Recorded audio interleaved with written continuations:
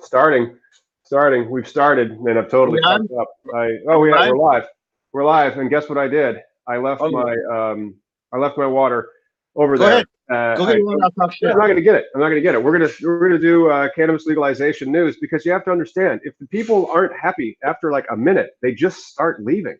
And there was so much in cannabis legalization news this week that I can Slack channel my assistant to have her bring in the water that I forgot in a few minutes. But like, how is stuff going out west? Because in Illinois, we'll talk about it. It's bananas. Nothing new out here. 2 weeks ago was that bill, and then we just had the Seattle Cannabis Freedom March. Oh, what's the Seattle? Hang on a second.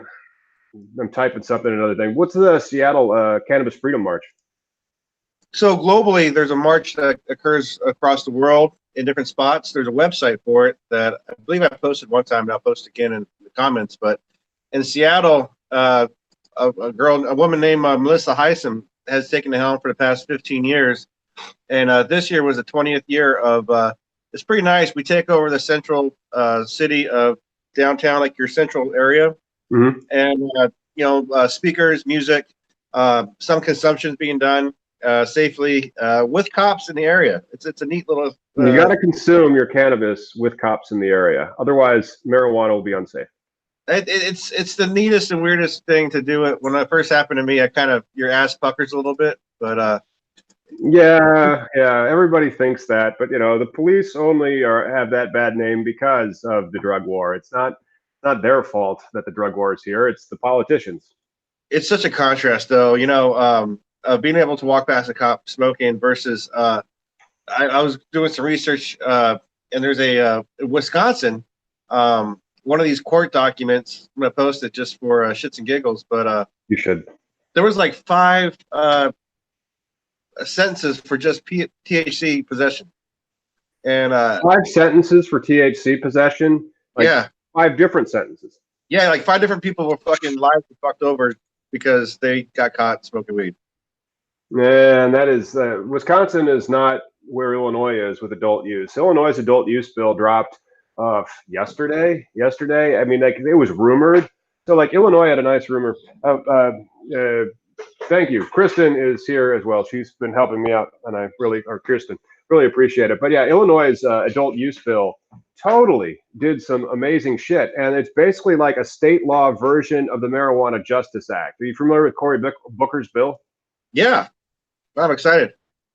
Yeah, I mean, like Illinois. I mean, I got it. I got the first. What was leaked was the 9 pages from Pritzker himself or the Pritzker office. So the executive is on board with what they want for the adult use bill, and then the legislature, they filed this bill back in January, and that bill has been circulating around Springfield for the past 4 months, and now it is finally on file for the public to be able to review. Depending on how you say it is in numbers of pages, it's 522 pages long the way that laws are written. But if you hit print on your computer and you print it out, then it's only like 380 pages. But it's a huge, broad legalization plan that calls for a lot of what they call social equity.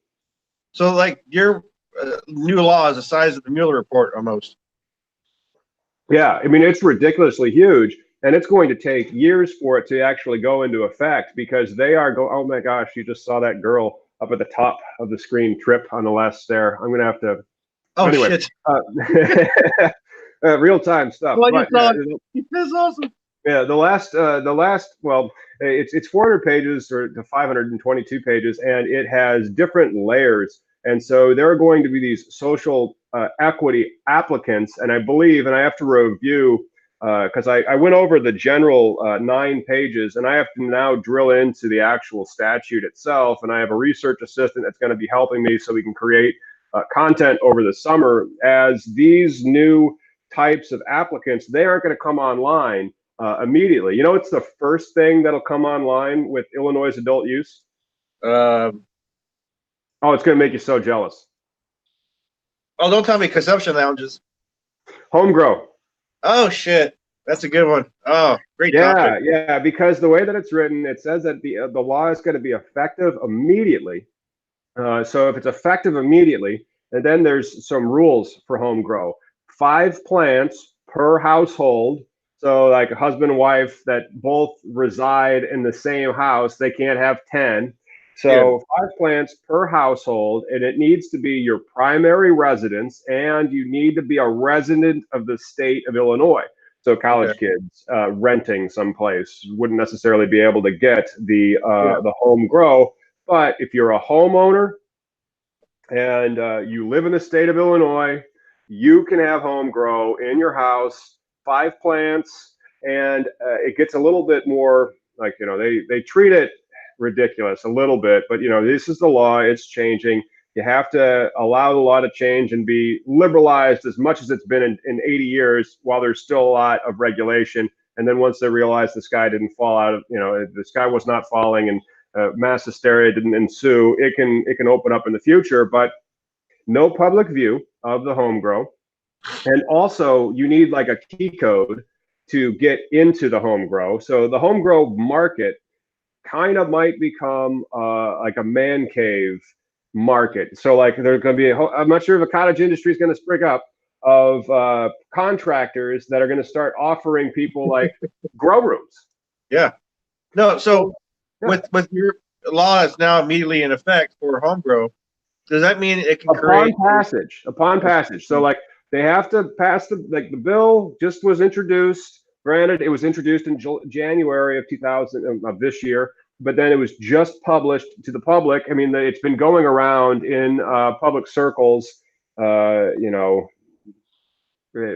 the scenes, but it's been published to the public now, and they're going to debate it, and hopefully they'll have it passed in 3 weeks. Hopefully it passes because one of the legislative sessions ends on May 31st, and we know that Pritzker will sign it because it was Pritzker's press conference this past weekend, and it was his 9 pages that I did a YouTube on that took me like 40 minutes to just like sit there and read through it and kind of explain which each various level of the new adult use bill has. And it's if it's passed and signed this summer, then yes, you can start. I mean, if the language doesn't change, so its effective date is the date that it's signed into law by the executive, by J.D. Pritzker, then the home grow would be legal. However, the next big date in the Illinois adult use isn't until January 1 of 2020.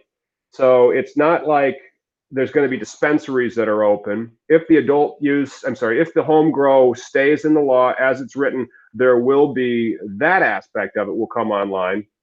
But the first dispensaries and the first sale of adult use marijuana is still not scheduled until January of 2020. So like the actual, yeah, you're not gonna have dispensaries, but can you per se have a gardening shop, or where were these people gonna be able to buy their seeds and clones? Well, you'll be able to buy your seeds wherever you're able to buy seeds, I suppose. I know that you can go on the internet and there are websites where you can buy, they'll even advertise feminized seed. So, where can you get your seeds? I don't know, wherever you can. But then also, if the law becomes effective immediately, you have to understand that the possession issues. So it's still legal to buy it, and it's still illegal to have more than 1 ounce in possession in public. But with 5 plants, that ounce, that's gonna after a few flowerings, you're gonna have a lot more than an ounce. But you have to keep it in the grow room. So like these grow rooms are gonna be like I said, kind of like man caves, or basement caves where it has to be locked to keep the kids out. And then and also to hide it from public view. But then once you're in your home grow and you're locked in behind you, you're allowed to have the cannabis that you grew. And then if you're going to leave, you can take up to 1 ounce. Of course, if you're a medical patient, you still could apply by the medical rules. So a lot of people will be able, the medical patients will still be able to have their 2.5 ounces or whatever their card says they can have. So we got a comment. Jack says, I'd like to leave a controversial comment saying that I think the police in Illinois have been part of the problem. So many police chiefs advocate for continued prohibition, and they blame it on a DUI liability.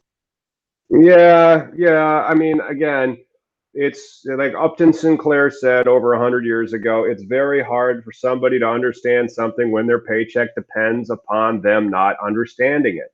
And so their paycheck has depended upon them not understanding uh, the benefits of legalized cannabis because they've been able to arrest people and incarcerate them and then perhaps also test them or declare that they are guilty of intoxicated driving, depending on how that statute itself is written, as opposed to, again, the anti-drunk or intoxicated driving laws are supposed to reduce intoxicated driving. The fact that somebody could test positive for a metabolite of marijuana does not speak to whether or not that person operating the vehicle was intoxicated, but it does speak to how easy it is to test for the metabolite of marijuana. Yeah, well, and you got to watch for law enforcement too when they become part of policy. There's still an ignorant side of like the culture and common sense side of where people can responsibly partake of cannabis and not have their lives ruined, opposed to like a cop who doesn't even understand. Like, what do you mean you could smoke a joint and still walk? I mean, they can't be that bad, are they? Are they that bad? My son had a normal coloring book that I wish I saved, but it said that you couldn't smoke a joint, ride a bike at the same time. No way. No way. I don't believe that. I couldn't smoke a joint and ride a bike at the same time. Are you kidding? What would they say about like all the snowboarders? I mean, literally all of the snowboarders. You can't smoke a joint and then shred the pow pow on the mau mau at all. You'll just fall right over into the banks, man. It'd be all Canada. What are you talking about? Oh yeah, Canada. They're still legal, and nothing, as far as I'm aware, has gone wrong yet. But Illinois had a huge week, and not only that, now we have all these hemp farmers. We've had 400 hemp farmers, and so now it's still applications are coming in, and I'm streamlining my applicationing process to, not just, it's not just about the application. Then you also have to make sure you have the hemp farm lease in order. Then you also have to make sure that you have the correct, agency agreements in place for your hemp farm, so that you can document who is the farmer's agent appropriately, so you can account for this crop that can't go wandering off. If that crop goes wandering off, the farmer is exposing himself to liability. Along the hemp conversation, did you see Montana just passed 3 hemp bills? I did not see that Montana just passed 3 hemp bills. I did see that Texas is moving forward with some hemp bills. I saw that it looks like out east is getting shown up by the Midwest right now when it comes to adult use legalization. Specifically, New York and New Jersey are just, I pray that the Illinois bill, which again, who's going to stand in the way of the Illinois bill? You have the governor giving a press conference and releasing his 10-page summary of the legislature's 500-page law that this has been in the works. I mean, it was in his platform. It's been in the works and introduced since day one of the legislative session. So I really think that the Illinois adult use bill is going to be the law by the end of this year. Looking at you, New Jersey, looking at you, New York, what's taking so long? So with you guys passing, well, the recreational first, because your hemp policy is now slowly evolving, right? I mean, you're going to have it's the first year. It's everything's first year. So these laws do evolve, to be honest. Yeah, and then I think it's this is like there's 2 different green rushes. There's the recreational green rush, and there's the CBD hemp green rush. Hemp green rush is huge, man. CBD stores are sprouting up all over Peoria. I just saw another one. They have these big green flags, CBD sold here. Hey, did you see the article in Cannabis Legalization News about family video? No. Do you guys have family videos out there? What was? Oh, yeah. I saw they're selling. I know what you're talking about. I know what stores you're talking about. Yeah, family video. It's like Blockbuster, except it didn't go broke.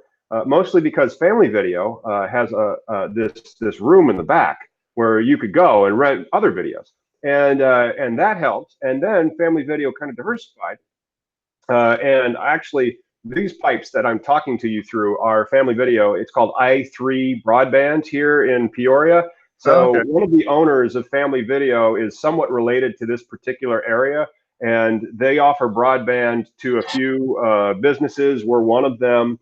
And then also Family Video it's a video store that does broadband, sells pizza, Marco's Pizza, and then also CBD. I just can't believe Family Video sometimes. Well, I mean, that's when local shops, local staples of communities do shit like that, that's just another evolve of the perception, right? Of the stigma. Because people are like, oh, I can go to Family Video and buy shit. But there's another thing too, where people, it's kind of where ignorance is still the market that drives the market. Because one of the things that people speculate is, do I really want to buy my CBDs at a gas station? But I don't think anybody contemplates. What about a video store? Do I want to buy my CBD at a video store? Well, if they have the reputation that you're saying in their local community, I think that's gonna be more of a regional thing, which is good. But I think, in the same token, the consumer needs to focus about where did it come from. There has to be more source-based knowledge than there is like, oh, it just says CBD. Like because there's CBD that comes from China. Oh, I thought most of the CBD is coming from China in the sense that industrial hemp wasn't illegal in China. So they saw that there was this demand. They're just going to grow it, then they'll process it. And I don't know, because not all CBD is like stamped, proudly made in America. Some of them are, some of my clients are, and that's the stuff that I'll buy. But not all of it is branded like, oh, proudly made in America. So I'm wondering if that stuff is the CBD that might be imported from China, which, China is just, and Trump in it. What the heck? Why does he just like to get attention when it comes to China? And he just likes to roil the stock markets, But who cares? Well, he roils something. Trump. What's that? He roils something, but yeah, he does. He does. But it's not just China in this hemp game. Africa is a big contender too. I had no idea that there was hemp imports from Africa. I know that Africa has some medical marijuana. I thought, one of the further eastern areas of Africa that helps supply Israel, but and I can't even remember what name of that Eastern African country it is. It's not Ethiopia, but Ethiopia, isn't that where the Rastafarians' God came from? Selassie. Selassie, King Selassie. I think King Selassie, but in Africa, there's a big company that let me see if I can find it, but they were kind of keeping it on a down low for a long time, and then as this process has been happening, they just announced that they bought this huge purchase of land of hemp farmers in Africa, and it's kind of like when you short the market, because it's a huge supply that they have out there. So, well, there's a lot of huge suppliers out there, and then it looks like the amount of and I've been counseling the companies that are getting into Illinois, especially if they're unsophisticated. And I know a lot of the farmers are going to get in over their heads because there's no pesticides for hemp. It's going to be grown organically, and not only that, you have to weed it, and it takes. I mean, it's a lot more labor intensive than corn, and it's also expensive. Like, how much is do you know how much a hemp seed goes for? I don't know. I can find out though. It could be a couple of bucks. $1 or $2. I mean, depending on the genetics that are being quoted. I've seen hemp seeds are going for over $1,000 a pound. And then depending on what strain it is, and then that's not even feminized seeds, so you still have to walk the rows to make sure that you cull the males so that your crop doesn't get pollinated, unless of course you're trying to grow for seed. But there's a lot of ag scientists in this area that are really excited about the prospects of hemp farming because Illinois' got great dirt. Yeah, well, the Midwest is a huge farming community. Hey, in regards to your Illinois policy, L. Barr says Madigan told the Tribune he didn't think they would have enough time to put the votes together. They didn't have enough time to put the votes together. This thing's been going on since January. It was on Pritzker's platform since last year when he was running for governor. I can't believe that now the guy who makes or breaks, and like that's weird. That could you imagine if like Mitch McConnell told Donald Trump, I don't know about this. I mean, it shows that there is this schism in the Democratic Party in Illinois. And Mike Madigan has literally been running the state of Illinois for decades. And a lot of people do blame him for the economic problems of the state because it's been his show that he's been running basically since the last Constitution, and the last Constitution in Illinois is 1970. And so, because we have this person who's been in power for decades and decades and decades, I'm not sure if he just hasn't had his beak wet enough. I mean, maybe that's it. Maybe he just hasn't got enough money yet, or what. But yeah, I don't. I hope that it doesn't get derailed, especially if it's.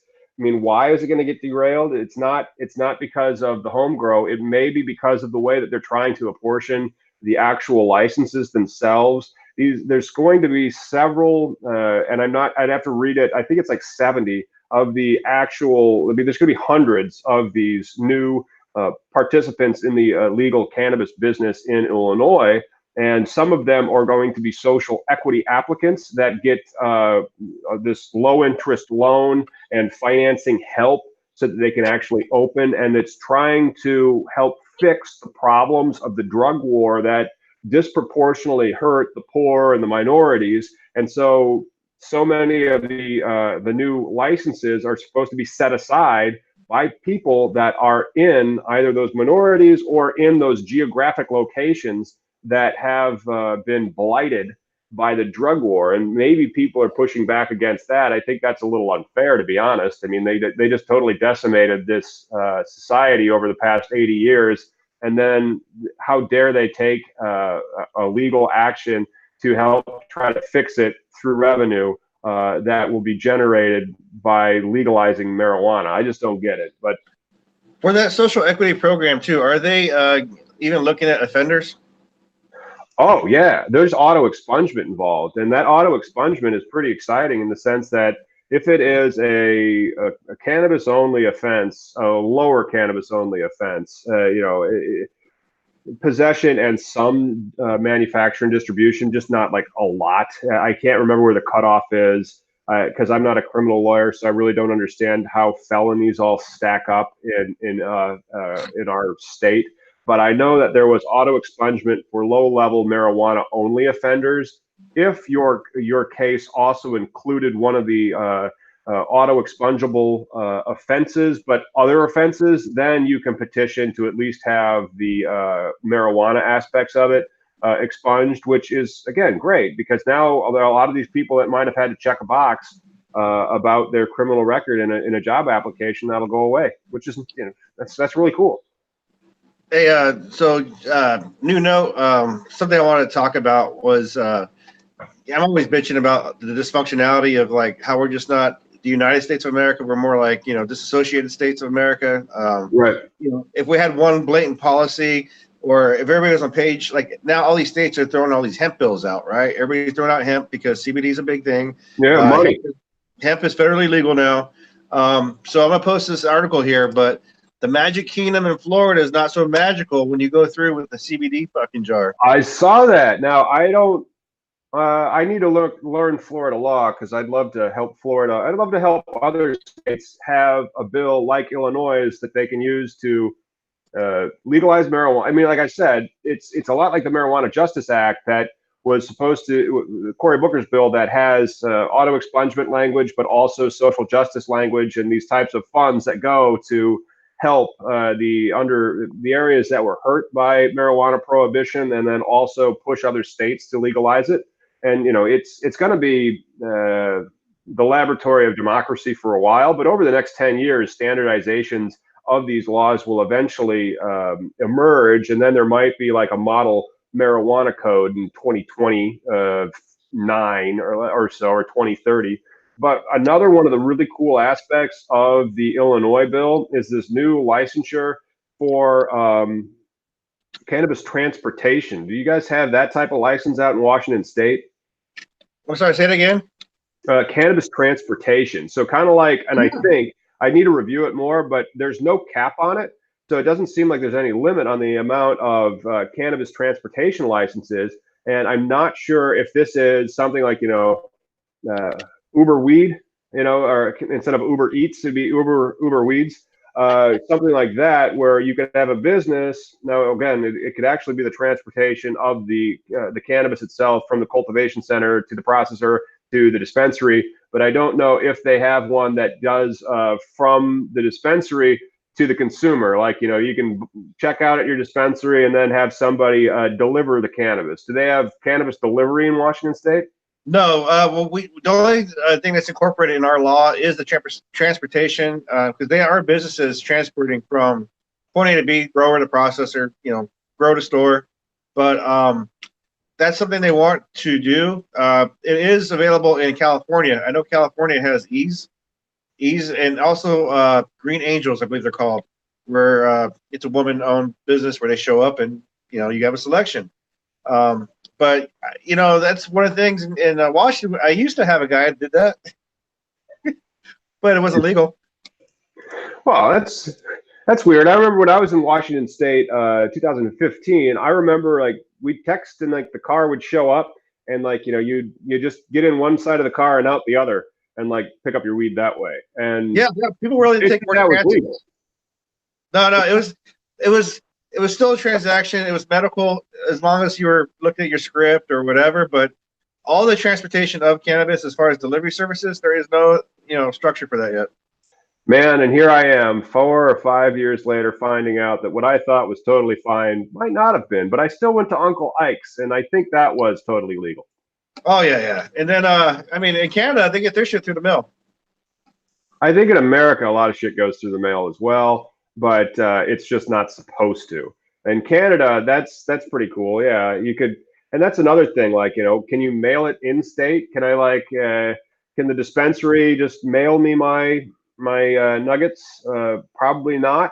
I can review, and that's something I will be reviewing each one of these because it's 500 pages. I mean, I haven't gotten it. I read the definitions. That's it. What's that? It can't.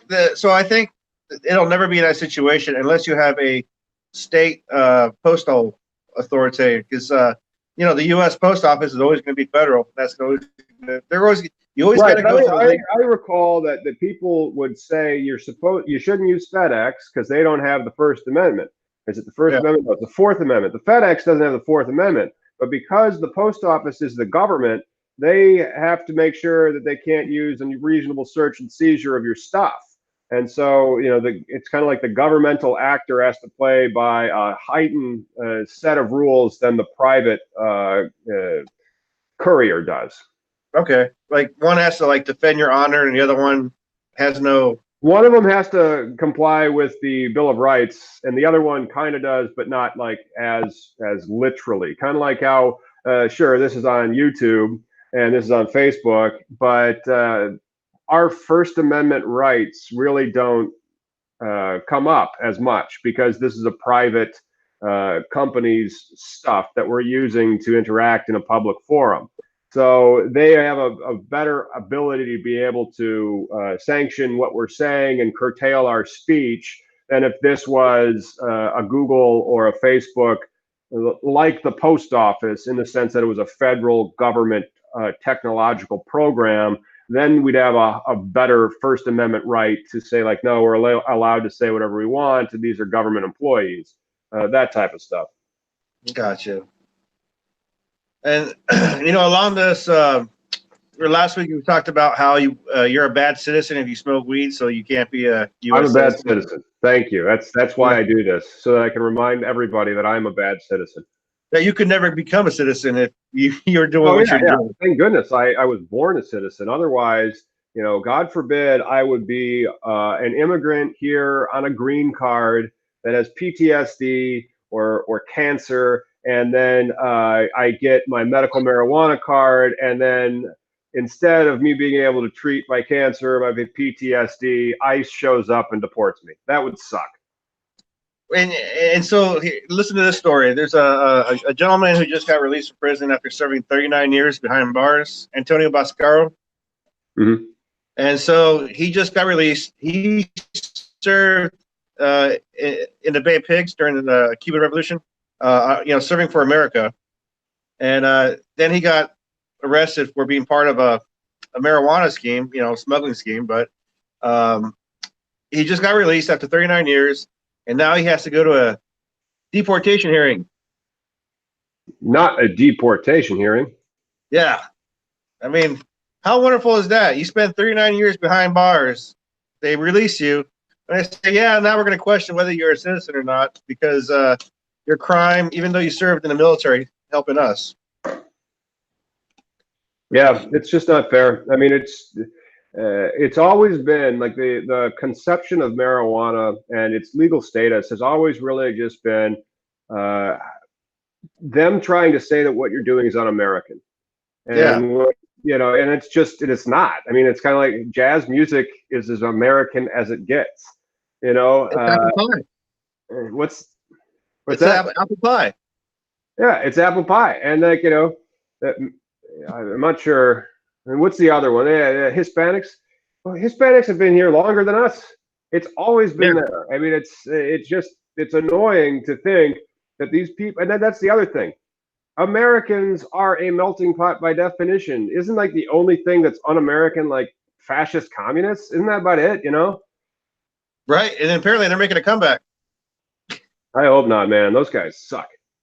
Well, I just think it's funny everybody fighting about like the Charlottesville shit or Charlottesville, and you got these guys. Yeah. But people have been so flipping stupid for so long that they've been racist for decades. They've been racist for hundreds, if not thousands and tens of thousands of years. Are we so full of ourselves that we think we're so smart in 2019 that racism's just going to be over? I think so, but then again, lower your expectations. Look at the man in the White House. Right. Hey, on a happier note, because last week we talked about Kim Kardashian. Oh yeah. And apparently she's done some more good work and released 17 prisoners so far in 90 days. That is good work. I'm glad that she's trying to become a lawyer and she's helping with criminal justice reform. It's probably the best thing she's ever done. Yeah, it's got to be. Yeah, pretty much. Yeah. But hey, did you hear the study out of Barclays? Barclays has done a study to determine how large the marijuana market in the United States is right now if it was legalized today. Did you hear about how much that is? No, how big would it be? $28 billion. Not shocked. Yeah, and they said it's going to grow to 41 in the next 10 years or 9 years. So they think it'll be up to 41 billion by 2028. At $41 billion, that is $28 billion of extra tax revenue a year if it was taxed at the same level as tobacco. And then what's that? That's just recreational cannabis, not even including hemp. That's right. That's just, and so that's a little bit estimated. It does say U.S. weed market, and so like the U.S. marijuana market would be 28 billion today if it was legalized, and then so it's still tens of billions of dollars of excise taxes that it would generate. But that is only including marijuana. It's not including hemp. Damn, a lot of fucking money. Well, that's Barclays, and they have some good math guys there, but it's always difficult to estimate black markets and then say this is how large it would be based upon patterns of use and tax revenue generated on tobacco in the legal states. But that's good stuff. Ain't bad. Hey, did you get any other news that happened in cannabis this week for you? Nothing that stands out. We have a constant battle with the LCB. It's a power struggle. Everybody wants to take this. There's people who stand up against the bad regulation that's going on right now. Mm-hmm. And there's all the people who are making money and afraid to speak up. It's like their home grow issue. Some people who are okay and doing well are just like, yeah, we believe home grow because it's a fundamental right. Then you got other people who are just more concerned about their little pockets of money, and they're like, no, no, no, we can't because it might be the federal people, and it makes no fucking sense. Like this march I went to last week, it frustrated me because most of the people there were like the sick, the old. I like to say they're that's who the outlaws were. You know, it's like sick and old people, and that's who was at this march. There was no representation from the I-502 market. You know, we have people who are making, the state makes $300 million a year in taxes, and you can't tell me out of that $300 million, there's not like say somebody making a couple million in the Seattle area. They should have. It just seemed like a lack of support for their freedom. You know what I mean? Yeah, that sucks, dude. Hey, have you heard anything about the Oklahoma medical marijuana market? Yeah, I was there. You were there. I hear. Yeah. I hear. Huh? I mean, from the I'm looking at some stuff that was written by Dave Howard, no relation as far as I know, off of Leafly magazine, and it's like shocking. Like I didn't know that there was such a viable medical marijuana market in the Plain States, let alone Oklahoma, surrounded by Nebraska and Texas and all these. I mean, I've heard Arkansas is actually a pretty cool state for medical marijuana too. But I am. Tell me about your trips to Oklahoma. So I'm gonna paste an article I wrote because I call it Toklahoma. To Oklahoma, that's classy. And it's an amazing. When you scroll through the pictures in the article that I posted, you have CBD stores all over Oklahoma. So before they had medical marijuana in place, they had CBD laws, and these CBD stores were, and they're just specific, just CBD stores, lotions, flour, whatever, anything CBD infused.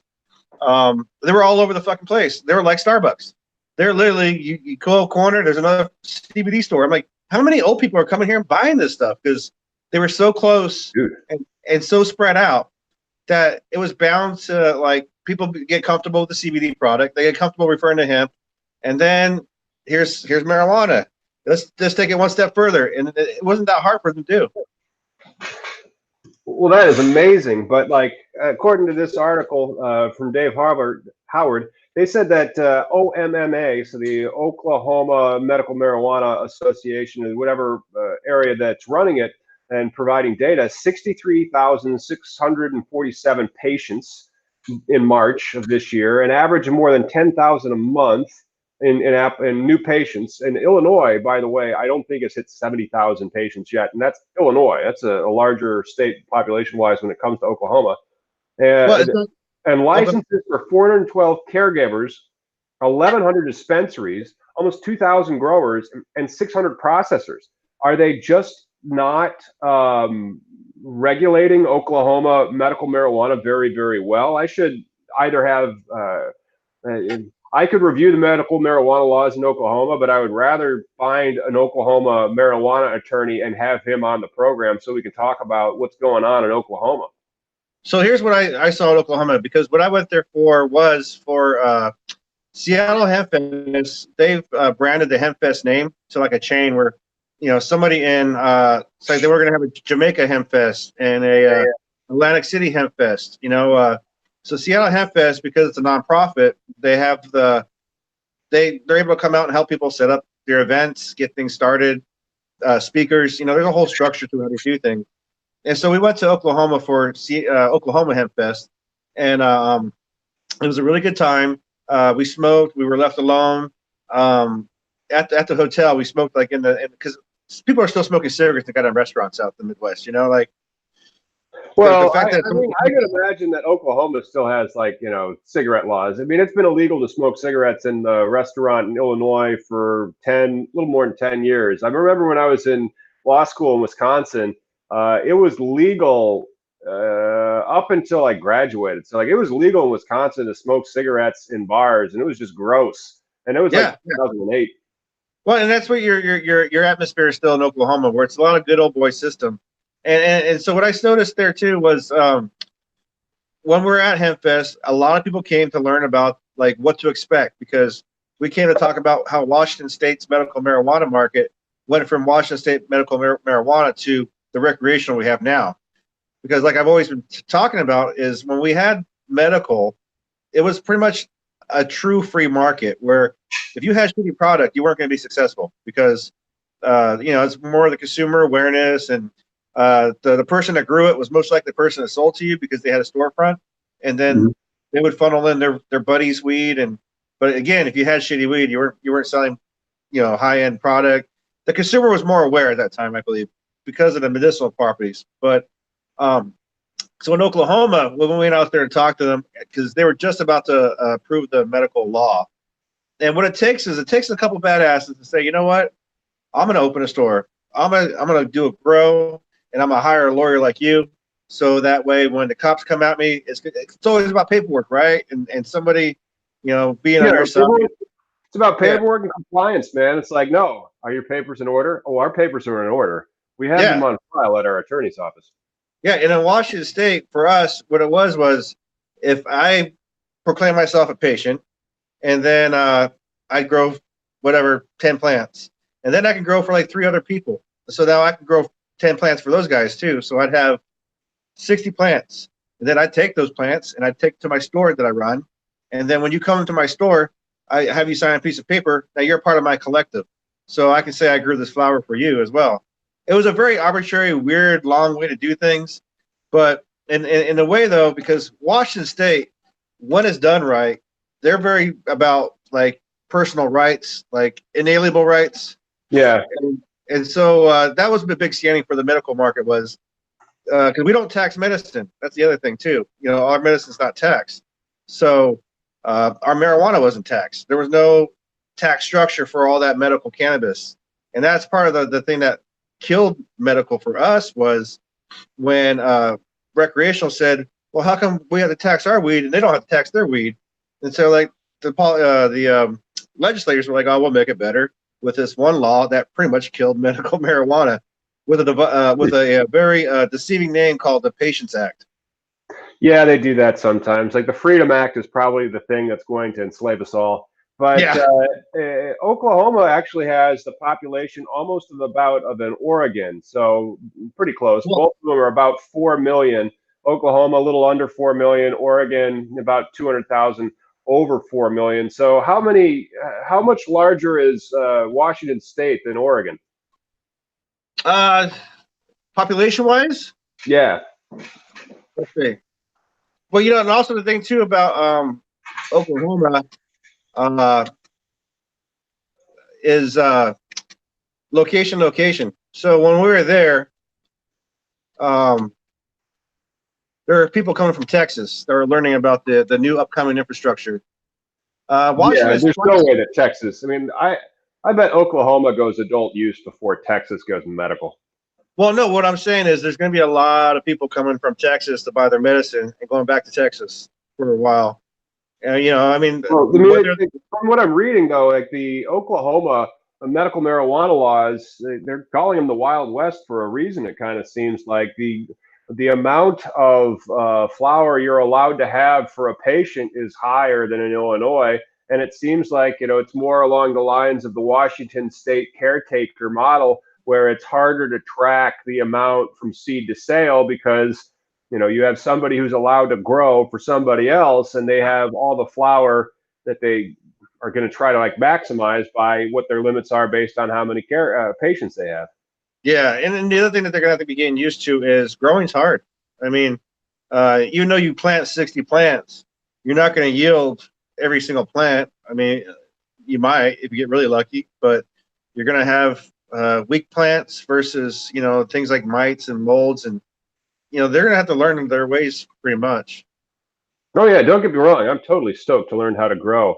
And I can't wait to have my adult, little room, my home grow room in my house. But first, they have to get it out of the house, and they have to pass that bill, and then he has to sign it. And I have to make sure that it says the effective date is immediate. They'll be like, well, cannabis is now legal, and I'm allowed to grow it in my house. You're not allowed to sell it, but then, it's kind of like the Barney Franks line. It's not allowed to, you're not allowed to buy it. You're not allowed to sell it, but it's legal to have. So like, if by the grace of God, a joint falls up from the sky and like lands in your mouth, that's okay. Well, they might just even do the DC model where you have to buy $30 stickers, but it comes with weed. Oh, $30 stickers that come with weed. That is adorable. No, no, I own a sticker store, officer. Oh, really? A lot of funky stuff coming out of that sticker store of yours. No, you're allowed to give weed away. You just can't sell it. So you can give weed away, but you can't sell it, And I believe it's up which to is great. Then you could have like something else that you sell, like a sticker. yeah. Well, that Hey, is ridiculous. I mean, it might be somebody's asking about Alabama weed. I don't even think like Alabama has medical yet. I think Alabama has medical introduced in its legislature, and that's where it's going to be for a while. This Florida has medical marijuana. Florida actually has flower. What else in the South has medical marijuana? Georgia, Louisiana, maybe. Alabama is reducing penalties, though. Oh, they're reducing penalties. Well, that's great. Yeah. I'm glad that they're starting to relax that aspect of it. But to decriminalize is not to actually legalize, whether it's medical or if it's adult use. But yeah, I don't think that there's going to be any movement in the South anytime soon. If there is movement, it'll be in Florida, and I don't think Florida's going to go adult use until who knows. Oklahoma might go before Florida, just looking at how vibrant of a scene it apparently has down there. Well, Florida will always remain Florida. Did you hear about the guy who asked the cops to come in and smoke one with him? That sounds like something a Florida man would do. That's where it came from. Yeah. The Florida Man website. It's one of the best headlines. All the best headlines start with Florida Man. Damn right. But Well, hey, I'm really looking forward to getting this crop in the ground here. Now we had a flood in Illinois, but it's receding, and it looks like the soil's warming up, and the ground is drying, and so hopefully we'll be planting our first crop here in the state of Illinois in the next couple of weeks. yeah, that'd be exciting for you, though. Oh, it is. I'm totally stoked to check that out, and then because it's going to be the whole business aspect of it. So it's like, all right, so they start here and they go there, and then you just look at the business and where they need like the protections, like make sure that their buy sell contracts between the cultivators and the producers are clean, so that they just follow best standards and practices, and with that you can put in. Because I mean, like sometimes, I mean, it's amazing how often it happens that you'll have this piece of litigation, and then you see this small business and you see their invoices and their billing practices or lack thereof, and you're like, man, you didn't put in an attorney's fees clause, you didn't put in like any interest if they didn't pay, you didn't put in any damage provisions, you didn't put in anything. I mean, like you're really leaving a lot to chance here, and you're really leaving a lot to hopefully not go wrong. And if something does go wrong, well, you're kind of screwed. Yeah, no, it's a long process. I hope they do catch up.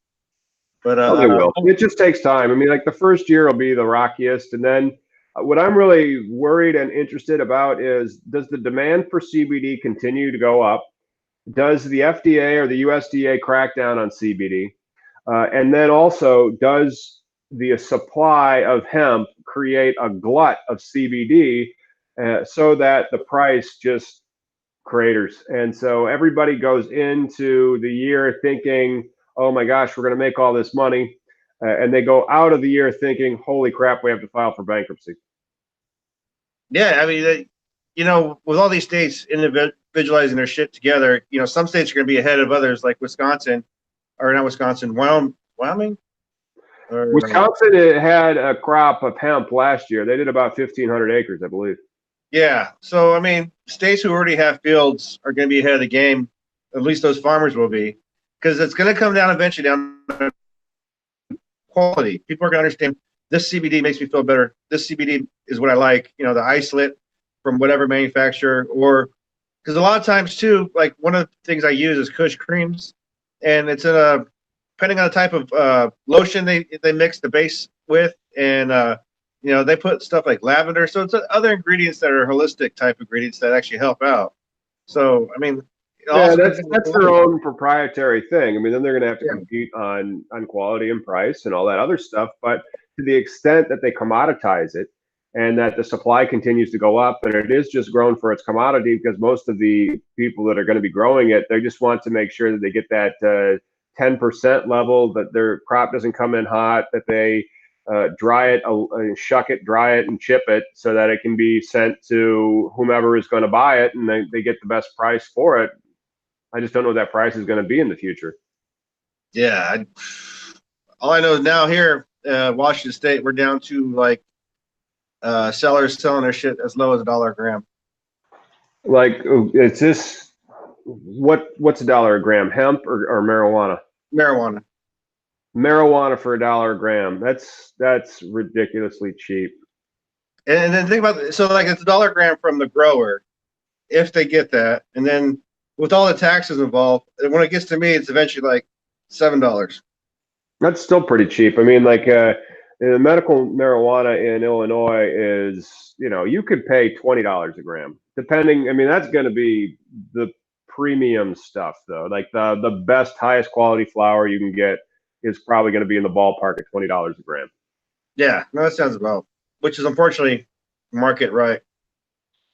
But that's the thing. If that's already the market price, and then, if you get economies of scale, but the market price doesn't move because that's what the consumer's already used to paying, it works out better for everybody, because then the state makes their taxes, the growers make their cut, the processors make their cut, and it's a higher quality than you're going to get on the street. And then the street's going to, that's still illegal what they're doing, and so cops can focus on the non-licensed sale of cannabis as opposed to the licensed sale. Cannabis will be like untaxed cigarettes or like moonshine, So in theory, you're not allowed to buy cigarettes that don't have the taxes paid on them. You're not allowed to buy tax-free liquor, and you won't be allowed to buy tax-free marijuana. Which, marijuana shouldn't be in the same boat as cigarettes and alcohol, but it's just an ignorant reality that we have to face. That's true. Unless you have home grow, then you can grow your own. Yeah. Well, hey, I got to be bouncing out. Yeah. Well, I think that the home grow joke is a fine place to end. But let's hope that there's another wonderful week in cannabis legalization news, and something else happens next week that's big that we can talk about. I might look more into this Oklahoma. Maybe we'll have somebody come on from Oklahoma to talk about this green rush that's going on there that was completely going on underneath my radar. But I will not lie when I say, wow, where should I go to next? What's a place that I haven't been to? Oklahoma never came up on that. Well, that's why they're flyover states. I'm in a flyover state. Anyway, you're not. You're on the coast. I'll see you next week. See you, man.